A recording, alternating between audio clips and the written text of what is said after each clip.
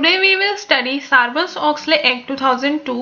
इससे पहले हम कैडबरी कमेटी रिपोर्ट, ग्रीनबरी रिपोर्ट और हैम्पर रिपोर्ट, ये तीनों ही रिपोर्ट्स हम अपनी प्रीवियस वीडियोस में डिस्कस कर चुके हैं। तो फ्रेंड्स, अगर आप मेरे चैनल पर न्यू हैं और आपने वीडियोस नहीं देखी हैं तो इन तीनों ही वीडियोस का लिंक आपको डिस्क्रिप्शन बॉक्स में मिल जाएगा। उस लिंक पर क्लिक करके आप डायरेक्टली ये वीडियोस देख सकते हैं। तो आज हम स्टडी करेंगे सार्बन्स-ऑक्सले एक्ट 2002। सबसे पहले हम इसकी नीड पढ़ेंगे कि ऐसा क्या हुआ, क्या रीजन था जिस वजह से सार्बन्स-ऑक्सले एक्ट बनाया गया। तो इसकी नीड है, this act was enacted due to major corporate and accounting scandals. ये एक्ट इसलिए बनाया गया था क्योंकि कुछ मेजर फाइनेंशियल स्कैम्स हो गए थे, जैसे कि Enron, Tyco International, Adelphia, Peregrine Systems and WorldCom. इन स्कैम्स का बहुत ही नेगेटिव इम्पैक्ट पड़ा था फाइनेंशियल मार्केट पे, क्योंकि जो इन्वेस्टर थे उन्हें काफी लॉसेस बियर करने पड़े एंड जो इन्वेस्टर थे उनका कॉन्फिडेंस लूज हो गया कंपनी की फाइनेंशियल रिपोर्ट्स को लेकर। इट मींस जो इन्वेस्टर थे उनको कंपनी की फाइनेंशियल रिपोर्ट्स पर बिल्कुल भी ट्रस्ट नहीं रहा। इस सिचुएशन को ठीक करने के लिए बनाया गया था Sarbanes Oxley act. Okay, next is enactment. This act was enacted by 107th US Congress on 30 जुलाई 2002। जो सार्बन्स-ऑक्सले एक्ट है वो यूएस का एक्ट है, मतलब यूनाइटेड स्टेट्स का एक एक्ट है, और इसे 107th यूएस कांग्रेस ने बनाया था 30 जुलाई 2002 को। नेक्स्ट इस प्रोसीजर की जो सार्बन्स-ऑक्सले एक्ट है वो कैसे कैसे पास हुआ था। तो फ्रेंड्स, अगर हम एक्ट बनाने के प्रोसीजर की बात करें तो डिफरेंट कंट्रीज में डिफरेंट प्रोसीजर फॉलो होता है। इंडिया में अलग प्रोसीजर है एक्ट बनाने का, यूएस में अलग है। अगर हम इंडिया के प्रोसीजर की बात करें तो किसी भी एक्ट के बनने से पहले हम उसे बिल बोलते हैं। तो उस बिल को सबसे पहले पार्लियामेंट के दोनों हाउसेज में पास करवाना पड़ता है, जो कि है लोकसभा और राज्यसभा। तो जब वो बिल लोकसभा और राज्यसभा दोनों में पास हो जाए उसके बाद उसे इंडिया के प्रेसिडेंट साइन करते हैं, अप्रूव करते हैं, तब जाके कोई भी बिल एक एक्ट बनता है। तो ये तो था इंडिया का प्रोसीजर। अगर हम सार्बन्स-ऑक्सले एक्ट की बात करें तो जो सार्बन्स-ऑक्सले एक्ट है वो यूएस का एक्ट है और यूएस में प्रोसीजर थोड़ा डिफरेंट है। यूएस में सबसे पहले बिल को हाउस में पास करवाया जाता है, फिर सेनेट में, उसके बाद उसे यूएस के प्रेसिडेंट साइन करते हैं। तो जो सार्बन्स-ऑक्सले एक्ट है वो हाउस में पास हुआ था 24 अप्रैल 2002 को और इसे corporate and auditing responsibility act के नाम से भी जाना जाता है। हाउस में पास होने के बाद वो सेनेट में पास हुआ था 15 जुलाई 2002 को और इसे public company accounting reform and investor protection act के नाम से भी जाना जाता है सेनेट में। फिर जब वो बिल हाउस और सेनेट दोनों में पास हो गया उसके बाद उसे यूएस के प्रेसिडेंट ने साइन करा 30 जुलाई 2002 को और उस टाइम जो यूएस के प्रेसिडेंट थे वो थे जॉर्ज डब्ल्यू बुश। तो जिस दिन उसे यूएस के प्रेसिडेंट ने साइन करा उसी दिन वो एक्ट बन गया था। तो ये प्रोसीजर था कि कैसे सार्बन्स-ऑक्सले एक्ट पास हुआ। नेक्स्ट है निकनेम। जो सार्बन्स-ऑक्सले एक्ट है उसके कुछ निकनेम्स भी हैं, जैसे सार्बॉक्स और एसओएक्स एक्ट के नाम से भी इसे जाना जाता है। Next is sponsor. Sarbanes Oxley act को 2 पर्सन्स लेकर आए थे। फर्स्ट थे यूएस के सेनेटर पॉल सार्बन्स एंड सेकंड है यूएस के रिप्रेजेंटेटिव माइकल जी ऑक्सले। ये फर्स्ट पिक्चर है पॉल सार्बन्स की एंड ये सेकंड पिक्चर है माइकल जी ऑक्सले की। ये दोनों पर्सन्स लेकर आए थे सार्बन्स-ऑक्सले एक्ट को और इन्हीं के नाम पर इस एक्ट का नाम भी पड़ा था। नेक्स्ट है मेन पर्पस। सार्बन्स-ऑक्सले एक्ट का क्या मेन पर्पस है। तो फर्स्ट पॉइंट है to protect investor from fraudulent financial reporting by corporations, कि अगर कंपनीज अपनी फाइनेंशियल रिपोर्टिंग में फ्रॉड करती हैं तो उस फ्रॉड से इन्वेस्टर को प्रोटेक्ट करना इस एक्ट का मेन पर्पस था। सेकेंड है to review legislative audit requirements, कि जो ऑडिट रिक्वायरमेंट्स है उसको रिव्यू करना, and to protect investor by improving the accuracy and reliability of corporate disclosure, कि कॉर्पोरेट के डिस्क्लोजर में एक्यूरेसी और रिलायबिलिटी को बनाना या इंप्रूव करना ताकि जो इन्वेस्टर हैं उनको प्रोटेक्ट किया जा सके। नेक्स्ट है to restore the public confidence in both public accounting and publicly traded securities. अब हमने इसकी नीड में पढ़ा था कि जो फाइनेंशियल स्कैम्स हो रहे थे उससे पब्लिक का कॉन्फिडेंस लूज हो गया था, मतलब जो पब्लिक है उसे ट्रस्ट नहीं रहा था कंपनी की रिपोर्ट्स पर। तो इस एक्ट का मेन पर्पस भी वही है कि जो पब्लिक का कॉन्फिडेंस लूज हुआ था उस कॉन्फिडेंस को वापस लेकर आना, रीस्टोर करना उस कॉन्फिडेंस को। ठीक है, नेक्स्ट पर्पस है to assure ethical business practices. ये अश्योर करना कि जो कंपनीज हैं वो एथिकल बिजनेस प्रैक्टिसेस को फॉलो कर रही हैं, कि जितने भी स्टेक होल्डर्स हैं कंपनी के उन सबके इंटरेस्ट को प्रोटेक्ट किया जा रहा है। नेक्स्ट है enhance corporate internal auditing. Company में इंटरनल ऑडिटिंग के सिस्टम को इम्प्रूव करना and financial reporting control mechanism to easily detect fraud, और फाइनेंशियल रिपोर्टिंग कंट्रोल के सिस्टम को भी इम्प्रूव करना ताकि कंपनी में इजीली डिटेक्ट किया जा सके फ्रॉड को।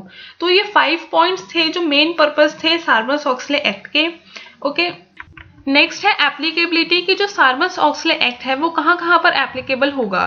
तो first is all public listed companies in the USA.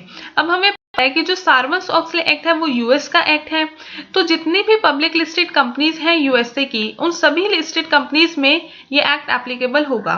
Second है international companies. Sarbanes Oxley act international companies में भी एप्लीकेबल होगा, बट इसमें एक कंडीशन है, who have registered equity or debt securities with SEC। SEC का मतलब है सिक्योरिटीज एक्सचेंज कमीशन, कि सार्बस-ऑक्सले एक्ट उन्हीं इंटरनेशनल कंपनीज पर एप्लीकेबल होगा जिनके इक्विटी और डेट सिक्योरिटीज रजिस्टर्ड है एसईसी में। ठीक है, नेक्स्ट है accounting firms that provide auditing services to them. जो सार्बस-ऑक्सले एक्ट है वो उन अकाउंटिंग फर्म्स पर भी एप्लीकेबल होगा जो ऑडिटिंग सर्विसेज प्रोवाइड करती हैं। ठीक है, तो जो सार्बस-ऑक्सले एक्ट है वो इन 3 जगह पर एप्लीकेबल होगा, पब्लिक लिस्टेड कंपनीज में, इंटरनेशनल कंपनीज में और अकाउंटिंग फर्म्स में। इसमें एक इंपॉर्टेंट पॉइंट है, it does not apply to private health companies. जो सार्बस-ऑक्सले एक्ट है वो प्राइवेट कंपनीज पर एप्लीकेबल नहीं होता।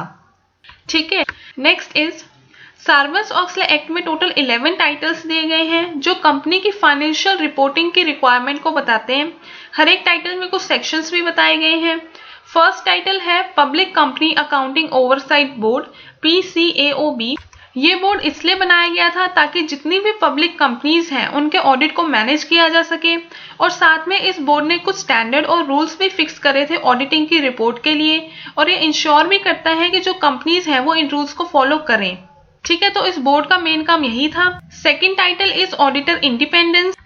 इस टाइटल में टोटल 9 सेक्शंस दिए गए हैं और इसमें स्टैंडर्ड बताया गया है एक्सटर्नल ऑडिटर की इंडिपेंडेंस के लिए, और इसमें यह भी कहा गया है कि अगर किसी न्यू ऑडिटर को अप्रूवल देनी है या फिर अगर किसी नए ऑडिटर की अपॉइंटमेंट करनी है तो इसके रिक्वायरमेंट्स में भी रेस्ट्रिक्शंस लगाई गई हैं इस टाइटल के अंदर। ठीक है, थर्ड टाइटल है कॉर्पोरेट रिस्पॉन्सिबिलिटी। अब इसके नाम से पता चल रहा है कॉर्पोरेट की पूरी कंपनी की रिस्पॉन्सिबिलिटी है कि जो फाइनेंशियल रिपोर्ट्स हैं वो बिल्कुल सही हों, एक्यूरेट हों। तो इस टाइटल में यही कहा गया है कि जितने भी सीनियर एग्जीक्यूटिव्स हैं ये उनकी इंडिविजुअल रिस्पॉन्सिबिलिटी भी है कि जो कंपनी के फाइनेंशियल रिपोर्ट्स हैं वो एक्यूरेट हों। नेक्स्ट टाइटल है इनहैंस्ड फाइनेंशियल डिस्क्लोजर। तो अगर हम देखें कि इस एक्ट के आने से पहले भी कंपनीज फाइनेंशियल डिस्क्लोजर तो कर रही थी लेकिन फिर भी स्कैम्स हो रहे थे, तो इस एक्ट ने क्या करा कि नंबर ऑफ डिस्क्लोजर्स को बढ़ा दिया कि अब कंपनीज को ज्यादा डिस्क्लोजर करना पड़ेगा। जैसे अगर कोई ऑफ बैलेंस शीट ट्रांजैक्शन या अगर कोई स्टॉक ट्रांजैक्शन है जिसमें कंपनी के ऑफिसर्स भी इन्वॉल्व हैं, तो ये ट्रांजैक्शंस भी कंपनी को डिस्क्लोज करनी पड़ेंगी। नेक्स्ट टाइटल है एनालिस्ट कॉन्फ्लिक्ट ऑफ इंटरेस्ट। इस टाइटल में इन्वेस्टर्स के कॉन्फिडेंस को वापस लेकर आने के लिए अगर कंपनी में कोई भी कॉन्फ्लिक्ट चल रहा है किसी के भी इंटरेस्ट को लेकर, तो कंपनी को वो कॉन्फ्लिक्ट भी डिस्क्लोज करना पड़ेगा। ठीक है, नेक्स्ट टाइटल है commission resources and authority.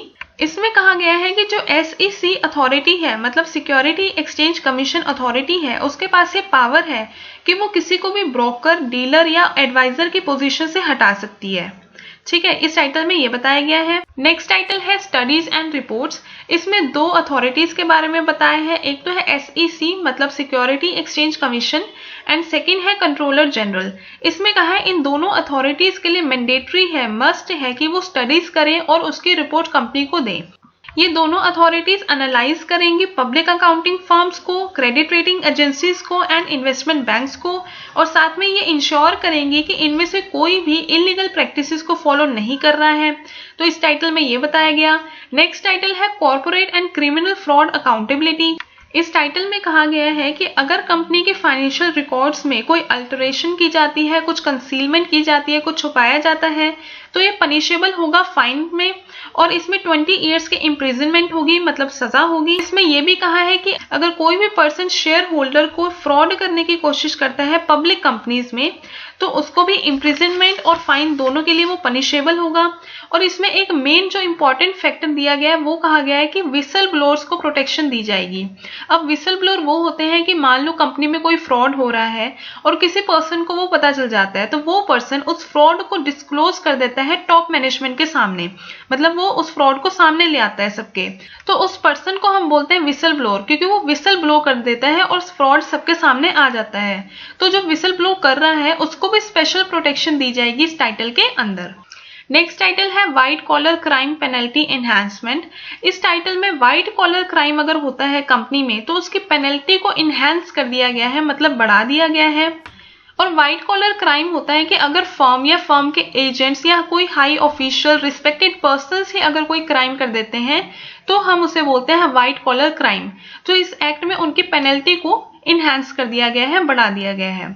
Next title है कॉर्पोरेट टैक्स रिटर्न। इस टाइटल में ये मैंडेटरी करा गया है कि जो कंपनी का सीईओ है, चीफ एग्जीक्यूटिव ऑफिसर, उसे कंपनी के टैक्स रिटर्न पर साइन करना ही पड़ेगा। नेक्स्ट टाइटल है कॉर्पोरेट फ्रॉड अकाउंटेबिलिटी। इस टाइटल में टोटल 7 सेक्शंस दिए गए हैं जो डिफाइन करते हैं कंपनी के फ्रॉड को। इसमें कहा है कि अगर कंपनी के रिकॉर्ड्स के साथ कुछ भी टैंपरिंग होती है, कुछ भी ऑल्ट्रेशन की जाती है, तो उसे क्रिमिनल ऑफेंस समझ के पनिश किया जाएगा। और इसमें ओवरऑल जो पेनल्टीज हैं वो बढ़ा दी गई हैं। इसमें एक बात और कही है कि जो SEC है, सिक्योरिटी एक्सचेंज कमीशन, ये उसके पास अथॉरिटी है कि अगर उसे कोई भी ट्रांजैक्शन अनयूजुअल लगती है या बहुत बड़ी ट्रांजैक्शन है, उसे किसी भी ट्रांजैक्शन में कुछ भी अनयूजुअल लगता है तो वो उस ट्रांजैक्शन को फ्रीज कर सकती है। ठीक है, तो ये टोटल 11 टाइटल्स थे जो सार्बस-ऑक्सले एक्ट में दिए गए हैं। नेक्स्ट इसमें एक इंपॉर्टेंट फैक्टर ये है कि जो ये एक्ट है सार्बस-ऑक्सले एक्ट, उसमें स्ट्रिक्ट पेनल्टीज लगाई गई हैं। अगर कुछ भी फ्रॉड होता है, कुछ भी क्रिमिनल ऑफेंस होता है बोर्ड की तरफ से, तो उसमें स्ट्रिक्ट पेनल्टीज लगा दी गई हैं। ठीक है, तो इस वीडियो में बस इतना ही। Thank you for watching this video. And अगर आपको ये वीडियो पसंद आई हो तो इस वीडियो को लाइक ज़रूर करें, शेयर करें अपने फ्रेंड्स के साथ और इस चैनल को सब्सक्राइब करें। And stay safe and take care. Okay, good bye.